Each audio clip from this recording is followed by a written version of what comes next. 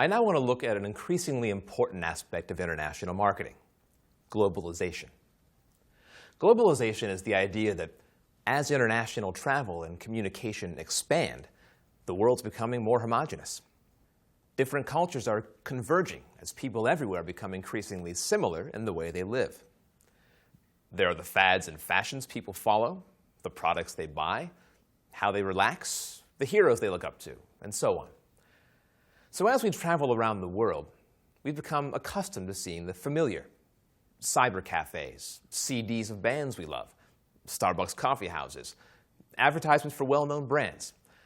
In fact, I bet you can think of plenty of other examples. Think Google, cell phones, MTV, the familiar faces of top fashion models and sporting icons, right? Let's consider then first some of the causes of globalization. Then let's think about its implications for businesses looking to market their products globally. First then, the causes of globalization. Clearly, flight has been a key factor here, perhaps the key factor. And as its popularity has increased, so has its affordability. Today, most people travel by air. For those traveling to holiday destinations, it's the preferred way to go. It allows us to go further, quicker.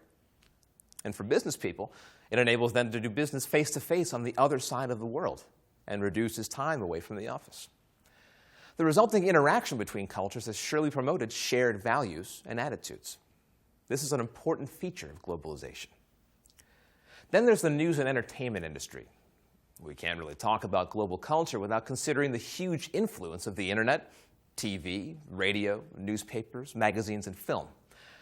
Today, these are multi-million-dollar industries, and most films, documentaries, quiz shows, and soap operas are made in the hope that they'll be bought and shown around the world.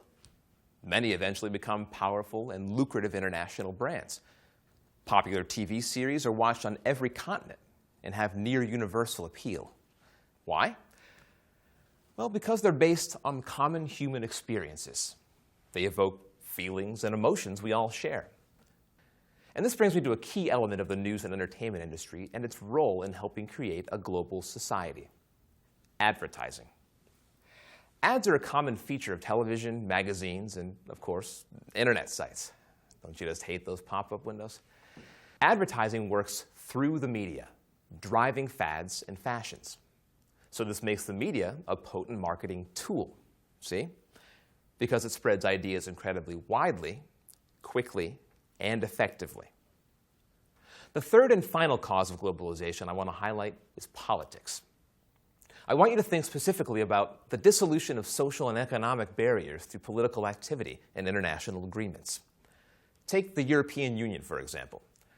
Here, a group of countries with quite different and distinctive cultures and traditions have come together in the spirit of cooperation. Many Europeans now have begun to feel that they're members of a larger pan-European culture. Increasingly, heads of government, and not just in the EU, appear to be consulting and acting in unison on issues affecting the entire world. Issues like the environment, crime, world poverty, etc. Arguably, these things are lessening ideological differences between nations. And because they're reported on news channels like CNN and seen by millions, they help create a sense of pulling in the same direction. They create a feeling that there's a common culture of humanity, if you like. Now, these phenomena have created easier access to global markets, no doubt. But marketing success, as measured by sales figures, is not guaranteed. And this brings me to the second part of my lecture: the implications of globalization for marketing. You know, although different markets may share common human wants and needs, marketing successfully to those wants and needs is never universal. Marketing professionals must be mindful of the local culture's values and buying behaviors when deciding strategy. This distinction between global and local culture is sometimes referred to in terms of the universal and the particular, respectively. A product becomes a universal icon only because it has particular appeal to many individual cultures across the globe. It's the job of a company's regional manager to ensure that the product has local appeal. Another challenge in marketing messages across cultures is understanding differing communication styles. Anthropologists make a distinction between high-context and low-context cultures. In high-context cultures, Asian and Hispanic cultures, for instance, communication depends heavily on context. This means the nonverbal aspects of communication. In low-context cultures, like the U.S., for example, communication is more explicit and verbal. So, an example. In Japan, an ad promoting a luxury car might contain very little dialogue, but a lot of impressive scenery, sophisticated gadgetry, and stirring music. These elements rely on the power of association. In contrast, in America, the ad's emphasis might be on a spoken message explaining the technology behind the car, something more explicit. Now, as a lesson in what not to do, let's take a look at two examples of companies goofing up in their efforts to market their products internationally. A company tried introducing its instant coffee to France, a country where the casual image of the product didn't fit into the French practice of preparing real coffee, which is a fixed part of the French morning routine.